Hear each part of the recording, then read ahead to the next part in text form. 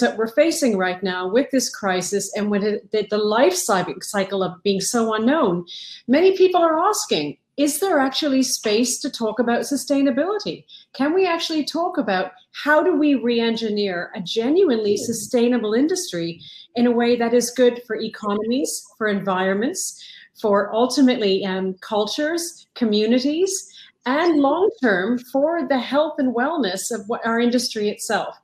So with that, we now transition into our next panel, and I'm delighted to share that there are a few people here that I'm very familiar with, and it's great to see some faces. So thank you very much to all of you for joining us. Our session is going to be focusing on sustainability knocking on the door. Do we care more now? A perfect conversation to have with three perfect international speakers, so thank you very much for that. The first one, who is our moderator, is starting to break into a little bit of a cold sweat because he's also my co-host of the program RISE, which has been developed for students, job seekers, and graduates around the world in our industry, questioning their own industry. But his day job is that he is a professor at EHL, Ecole Hôtelière Lausanne. We're delighted to have him here as a moderator. And thank you very much, Demian Hodari, for joining us. We also have Inge Huijbrechts, who we are thrilled to have. He's the Global Senior Vice President, Responsible Business, Safety and Security of Radisson Hotel Group. It's a real champion organization in sustainable solutions, not just for their staff, but also for their guests and the communities and all of the places that their beautiful properties are operating around the world. Inge, thank you so much for being with us. And one of my favorite people in the world of travel, tourism, and life in general, we have Mr. Brett Tollmann joining us from LA. So thank you, Brett, for waking up early for this. He's the Chief Executive Officer of the Travel Corporation, one of the world's leading travel and hotel companies in the world, again, globally.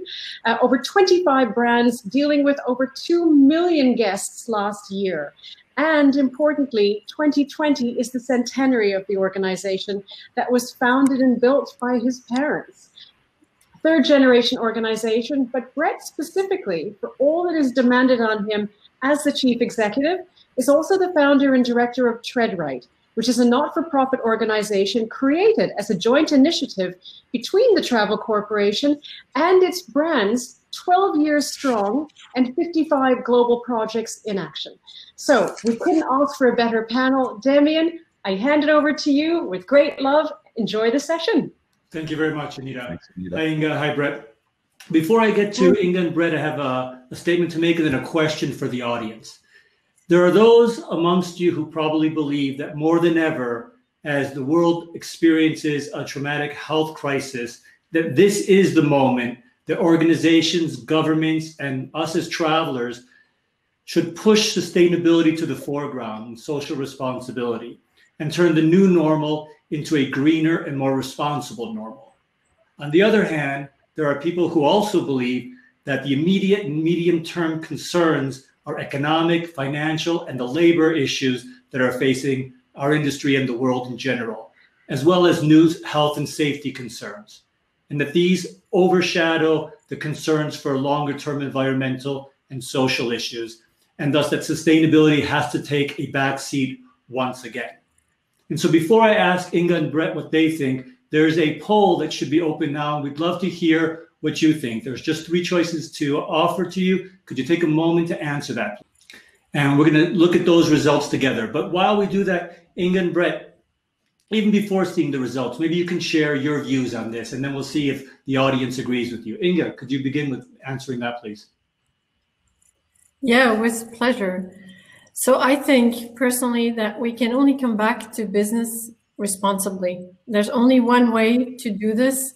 Climate change is still a reality despite the decrease in carbon emissions of estimated over 4%, but actually we need much more. We need 7.6% in the next decade every year to actually meet the Paris Agreement targets.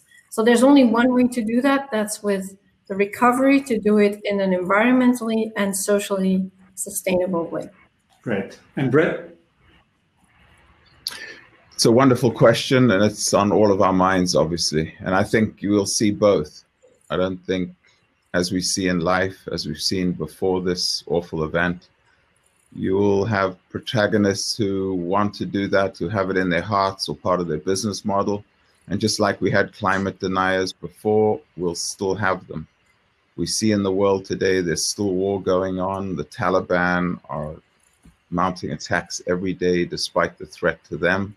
And I think that reinforces that even a global existential crisis like we're facing today does not change some people's behavior. So I think we'll see both. And I certainly am optimistic, like Inge, that we'll see more of the positives and people being more embracing of and aware of and working to reduce their footprints, both companies and individuals. Okay, great. I'm going to challenge you both on that in a moment. I just want to look at the results right now. We have 82% of the people believe that firms are going to increase their commitment to sustainable development, so they agree with you, and 10% disagree, believe that there's going to be a decrease, and there's a few people who are not sure.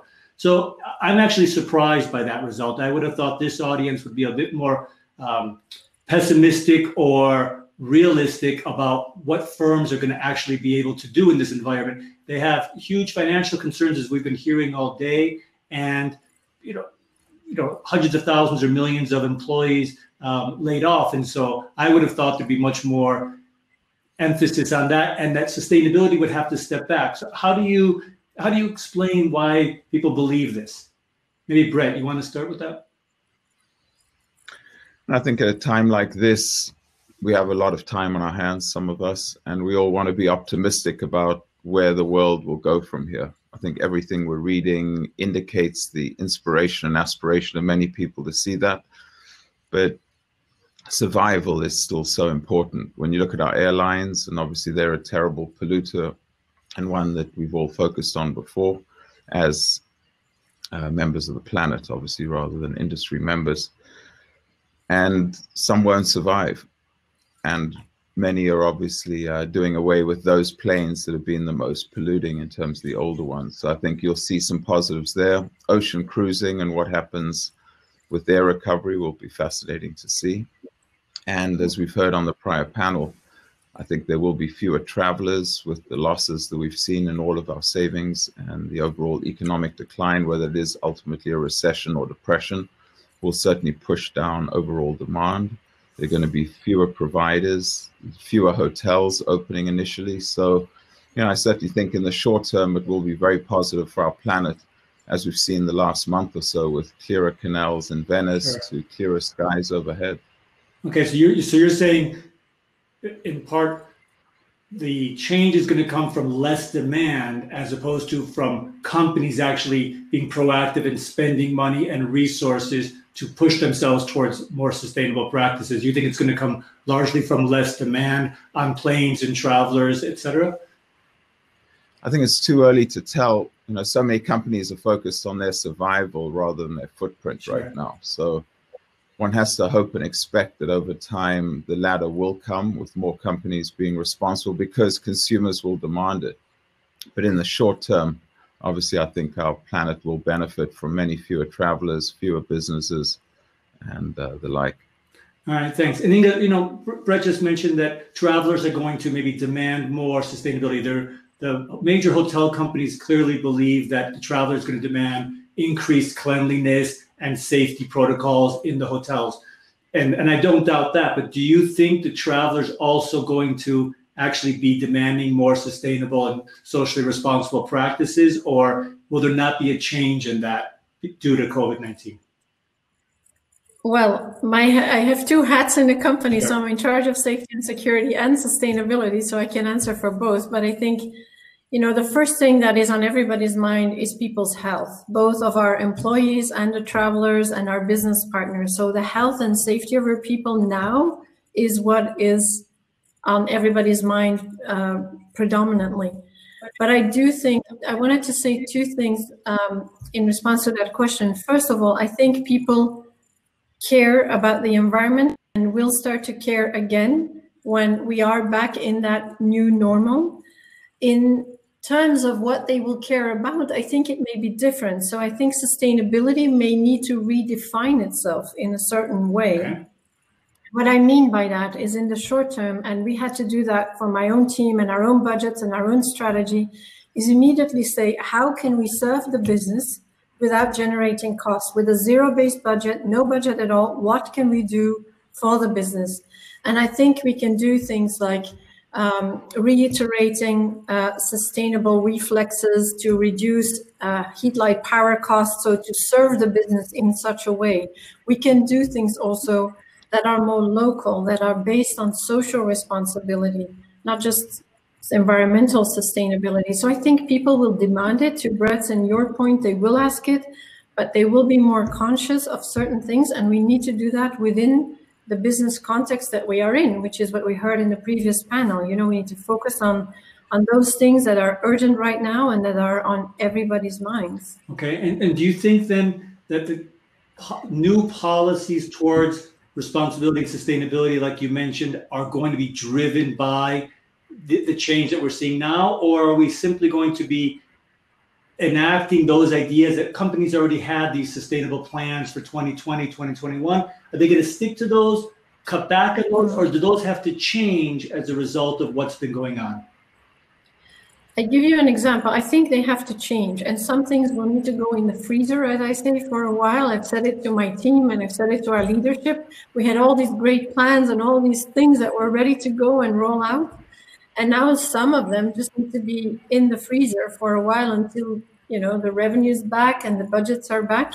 I give you an example. We just actually last week of February, we announced as Radisson, like so many other companies, we announced our plan to phase out single-use plastics. And we were all excited and happy we got it over the finish line. And at the same time, you know, the crisis really hit us in several places. So, you know, this is contradictory, because now we're saying, okay, wrapped everything to enhance the safety, so single wrapped food portion.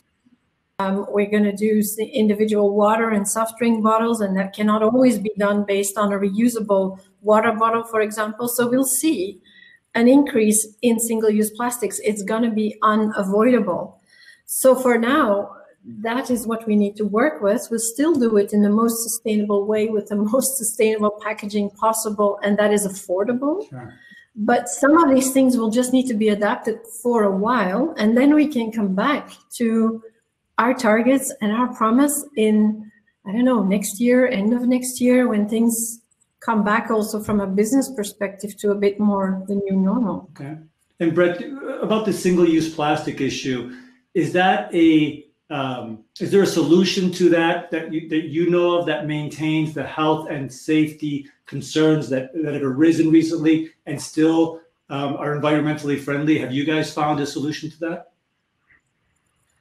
No, we haven't. I mean, we have moved to carton water bottles in some cases and locations where the cost isn't dramatically more. And you know, I think we'll keep seeing new designs come out. Right. But as Inge says, one has to be so careful to balance. We don't use the word safety because I don't think from an insurance standpoint you can insure someone's safety today. So be very careful about how you use the word safe. We never do because of the potential for exposure, and obviously all the more so today. Although I think people's ability to prove where they caught the virus, if that happens, God forbid, will be very difficult. Sure. But yeah, I think with all these issues, we just need to stay committed to our direction. We're looking to be carbon neutral before 2030. And those plans that we had in place before March 1, we still have in place. We're still having our calls every couple of weeks, which I'm included on, to try to drive those forwards with a pause in the interim. But I think, you know, for those of us who are committed to staying on the SUP path, we need to remain that way. There's been some great innovation in the UK, as seen in the London Marathon 2 years ago with the use of that seaweed-contained small water container, but that's not transportable, doesn't really work well under heat. So we'll continue to find new solutions, and I'm sure there'll be more. Yeah, I'm sure this is a ripe area for innovation, for product development, exactly. Et cetera. I had a question for you, but going back to this idea of the traveler changing. So I wanted to ask, do you think we're all experiencing social distancing. We're all experiencing staying more local, either that means within our home or within 5 square blocks of our home. Is this social distancing going to inspire more social responsibility because we're more aware of our environment as a result of this, and thus travel patterns will change longer term? Once there's hopefully a vaccine and we're past this crisis, do you think there'll be long-lasting benefits in terms of over tourism, in terms of travel, in terms of less mass tourism, more meaningful travel, if you want, because of this? Or in 5-10 years, are we going to have forgotten this like so often in the past and we just move on? Brett? I hope so. But I think in honesty, no, you can't speak for 7 billion people and expect that everyone's going to behave the same. You know, I think unfortunately a lot of Western economies have been decimated during this time, and the recovery will be 2, 3, 4 years.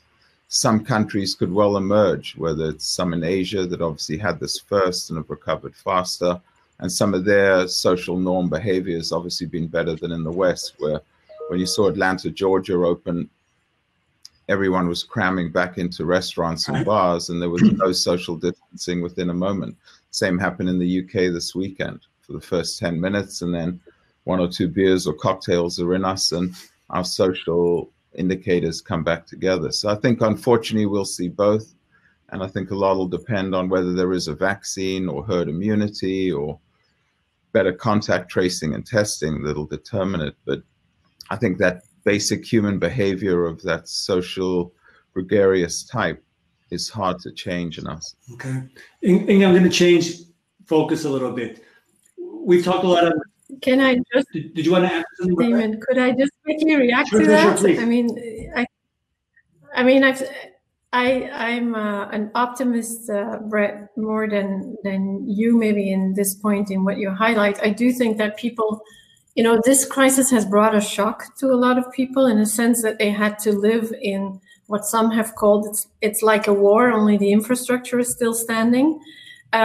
So I think that people have been profoundly affected, and I do think that they will want responsibility when they come back to travel, and that, for example, when they go on their staycation, because that's what we all expect, right? That they will go and travel nationally, that they will be sensitive to more responsible and respectful behavior. And what I mean by that is that everybody has seen their own farmers, their own retailers suffer. And like here, where I live in Belgium, you see a lot of people buying local, and even in online shopping, you see this tendency of people being incited to buy local from Belgian companies. And I do think that these are opportunities that we need to, as the hospitality industry, maybe promote and maybe use to continue the communication. And I agree with you that not everybody will be on the bandwagon, and not everybody will be, you know, remembering what we have gone through collectively. But I also think we may have a responsibility as responsible companies like yours and ours to keep on bringing these messages and opportunities of shopping local, you know, trying to do the right thing with single-use plastics, and then maybe we can keep that sentiment and that movement going, which is there. It's clearly there. So when we reopen, maybe there's an opportunity to grab that and keep it going and keep the fire, in that sense, burning of this newly discovered respect and responsibility and local travel and all these things which you see now. Yeah, it'd be a shame. I certainly hope so. It'd be a shame to have to wait for a more severe environmental crisis for organizations to react to this. We should take advantage of this crisis to say we can solve multiple problems going forward, or try to address them. So I think that would be a great solution. Inge, let me ask you a slightly different question, because I know we don't have a lot of time. We talked about maybe the hotel companies, et cetera, and airlines, how they have to react. But then there are all the companies that buy, you know, room nights, book conventions and meetings. And what I've been hearing from some people is, obviously, all the experience with virtual technology is going to make a lot of companies rethink having people in offices or commuting or doing business trips. And one thing they can say is, well, we're being socially responsible and sustainable by not sending our people out to as many meetings and conferences and using digital technology, and then they can look good. And obviously, that's going to be a negative for the hotel industry. So as a company that has a fair amount of meetings and event space and counts a lot on group travel, how do you balance wanting to push sustainability, but still say, come to our hotel and have meetings and events and fly to our hotel? Well, in the beginning, I think people won't fly to the hotels because they travel nationally. So that will be a change. But I think, again, it will be a bit of both, because it's the same thing as we are seeing now. Look at this. We're having a virtual global conference. How amazing is that? And it happens. So before, it would have happened in an event space or in a hotel. But I think there will be a combination of both, that there will be companies saying, okay, we're going to organize this conference. We do this with our people who are local to, let's say, Sweden, as an example, and we'll invite through this kind of fantastic video conferencing technology, which our hotels now have to catch up really quickly. We were at a good level, but we need to start offering these very advanced, innovative technologies now to the clients so that they can use both. And we need to facilitate that in simple things like facilitating, you know, this kind of moderation, maybe through an expert in our hotel, facilitating this kind of technology with which you can even do breakouts and working groups and all that stuff. So I think it will not go away, meeting and events, but we need to rethink, and it will not come back at the same level immediately like before. People will rethink, but the innovation is good, I think, in that sense. And it's another way of handling business. Brett, any comment on that? Or no, I think Inge is absolutely right. The recovery will take time, and during that period, I think we'll see some incredible creativity and ingenuity. And you know, we're a wonderful industry that adapts quickly to circumstance, and there are so many hotels out there, obviously, in every country. And with that infrastructure, with the people we've employed in the past and others in the industry, obviously, we're going to have to find ways to get people comfortable with coming back to us and or incentivize them to do so. Right. Back after 9/11, the tipping point was price versus fear or apprehension on traveling in the post-terrorism world. And you know, I think for the first year or two, we're going to see the same issue. Okay. And we've talked about travelers, we've talked about the companies. What about government's role? Are you more optimistic about governments recognizing we need to help companies and nations plan for environmental, you know, crises in the future, not wait for them to happen? Or are governments so swamped now with all the other issues that their involvement will be even less than it was before? Brett, maybe we can... Let's see what happens after November this year in the United States. Sure. But I would hope so. Okay. And Inge, do you think that the governments are going to take a bigger role in promoting sustainability, or is this just going to be, we're going to postpone it no matter what happens in November? You know, I read a very interesting article which mentioned Joseph Stiglitz, the economist, who said that the ideas of neoliberalism and the trickle-down economy have failed. And that's why we're seeing a lot of issues in a lot of countries and a breakdown of the democratic system, et cetera, et cetera. And he was advocating for an alternative, a more regulated market economy, which you know, fights or acts against pollution and climate change and acts against inequality. And I think that's the right, you know, approach. And you see more and more governments and big institutions like the International Energy Agency, the European Union, the IMF, they have all advocated for green stimulus packages. And you see it happening in the UK, you know, in simple things like providing more funds for people to use their bikes or repair their bikes or get bikes.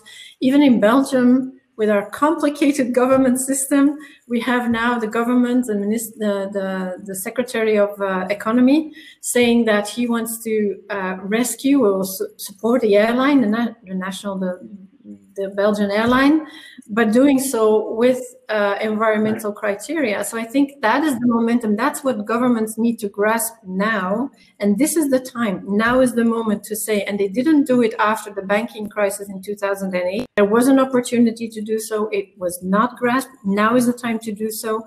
We have a huge climate crisis on our hands. We need to do so much more. Of course, governments want to rescue jobs and want to rescue our industry and other industries.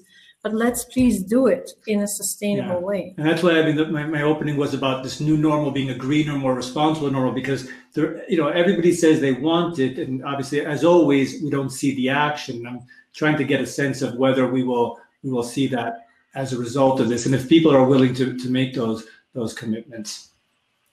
I'm not sure we have much time left, so I want to ask my second poll question and then see what results. So if we can open up the next poll, if you could, oh, here we go. So if people could answer this poll question, I'm just trying to see if people have changed their opinion based on what we've said. It was a pretty optimistic crowd to begin with, so I'm not quite sure what they're going to say here. I don't know how you get more optimistic than they were. I was actually very surprised by the initial result.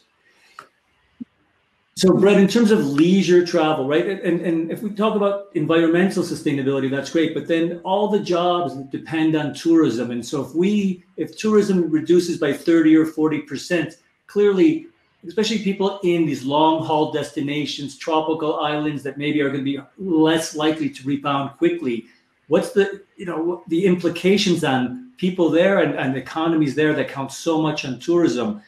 Is there something we can be doing already as industry or governments or travelers to prevent a humanitarian crisis for those? I'm not sure, Demian. We're based in 70 countries, a lot in Africa. South Africa is where I was born. And there people are starving with no work, no food, no bailout from the government. You've all seen the news as well in India, Mexico, and other parts of the world. And that's where travel is such a powerful force for good. Sure. And I don't know how we help them. It's just hundreds of thousands of people without people getting back on planes, ships, or otherwise to get to these destinations. We've heard in Africa the increase in poaching, not to sell body parts to Asians, but just for food. Right. And so that's just one example of the kind of impacts. And then obviously many governments are anticipating social unrest to come.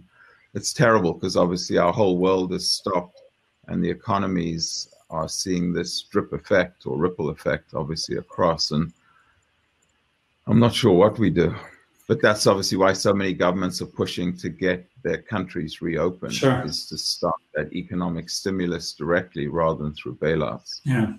And Inge, any solutions or any ideas here about how hotel companies that may have properties in those places, and obviously you don't own a lot of those properties, what's the role of the major hotel brands or airlines to help those areas? Yeah, I agree with Brett that it's going to be brutal in many, and it already is brutal in many destinations with all people who have very small businesses who depend on the tourists coming. So I think, first and foremost for us as a hotel company, the first responsibility is reopen and, employ people again who have been furloughed or let go in employment. And we know that, and in Africa and in other emerging markets, if you employ one person and you give the person a decent job and a career opportunity, you actually feed the whole, a lot of more people because they have social networks which all depend on the people who have those jobs. So that's our first responsibility. But I think also that what we need to do is really, as I said before, we need to train people for employability because we can do a lot in our hotels. Even if we cannot employ people, we can train them for employability and give them, a certificate of a training or a chance for a better job somewhere else, whether it's in the service industry like a bank or, I don't know, a retail shop or anything like that. So that is a responsibility we have. And the third one is, in my view, also that buy local. We need to buy local. We need to make sure we support these smaller local companies that produce food or I don't know what else they produce, and try to do that because that's what the travelers will also want. And then, of course, once we can go back to like, for example, right now, there's a program that our chemical supplier, Diversey, we have a global partner for chemicals, and they run several social programs, but one is called Linen for Life, and it means that hotels give away discarded linen to a local nonprofit, usually a women's organization, who make other things out of that. And usually it's like baby clothing or things for school or whatever is needed. But now they are making masks. So even now, they are making masks which are needed in the community. They re-engineered. They said, okay, we can make masks according to models that are approved, and we're gonna then donate those masks in the community, or we're gonna sell them back to the hotel, which then provides a little income for these people. So even in these times now, we are actually seeing these kind of innovative things. And I count on, as Brett was saying, the innovation of our industry. We have great people, we have entrepreneurs all around the world, and we count on them to help not only our industry, but everybody who depends on it. And I see my much better half from the show Rise here. But before I let Anita jump in and end this, I just wanted to look at the results of the second poll. And, you know, not a huge surprise, but slightly, again, more people becoming more optimistic after the show, which is great. Optimism is great. And Anita's a big proponent of optimism. And my parting words, and then I'll let you have a last sentence, is optimism is great, but unless we as travelers and firms and educators and governments get on board with this, creating a greener, more social next normal, the optimism is just a nice idea. So I don't know, Anita, can you have a comment on what we've been talking about?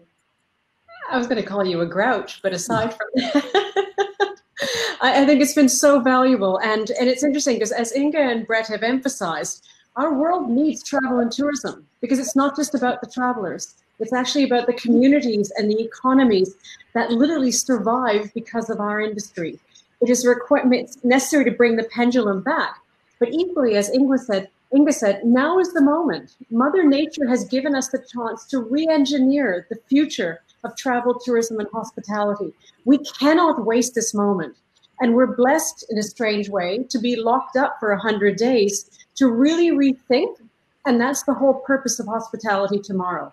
Let's not wait for the doors, borders, and skies to open and then re-engage with the world of travel. Let's think about how to do that smartly and sustainably so we can do it in a way that we all can say with a clear conscience, we made the right decisions for the future of our industry and the future of our global community. So just, Demian, thank you very much for your moderation. Very, very impressed. Inge, you've been an absolute delight as always. And it's you and Brett were the perfect combination together. And Brett, I will try not to make you blush, but you know what I think. Thank you very much. Huge love to you all. Travel safely as you can disconnect from the virtual world. Stay home, stay safe, stay hopeful. And thank you so much for being with us on stage. Thank you.